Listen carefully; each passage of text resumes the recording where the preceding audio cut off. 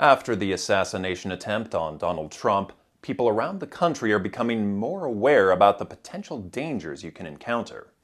Dennis Shanahan speaks with a former FBI agent who shares some tips about what to do if you find yourself in a shooting. When watching the video of the assassination attempt on former President Trump, there's a lot we can learn by looking at the crowd. Some immediately duck for cover, some crouch, some stand and look around, and some appear to be frozen in place. Really, you see exactly what I would expect to see. You see people that haven't even contemplated that something like this could happen. Glenn Norling is a retired FBI agent, executive director of the Active Shooter Prevention Project, and a business owner. TBR Consulting, train, be ready, with basically the purpose of continuing that mission that I got to do in the FBI. That mission involves equipping people with knowledge that can save their lives in an active shooter situation.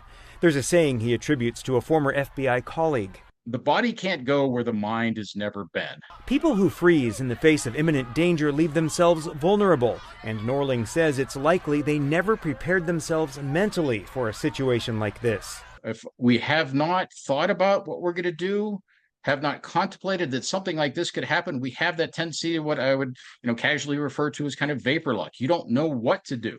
He says your first and best option is always to get out of the threat area if you can. Contemplate your escape route in advance when you're in a crowded place. You don't want to sit there for 30 seconds and try and make the perfect decision, because then it's going to be too late. You're much better off making a quick decision.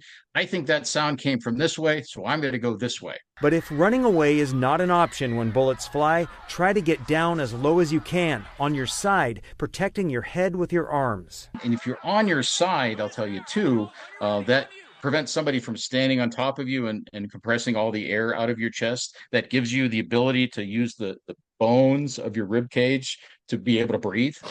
Essentially, as soon as you see something, you've got to do something to save yourself, and that's the mindset you really need to have. I'm not going to wait for the police or law enforcement to come and save me. I'm going to do everything in my power to save myself and get home at the end of the day. When the cavalry shows up later, great, but I'm doing it myself. I'm saving myself.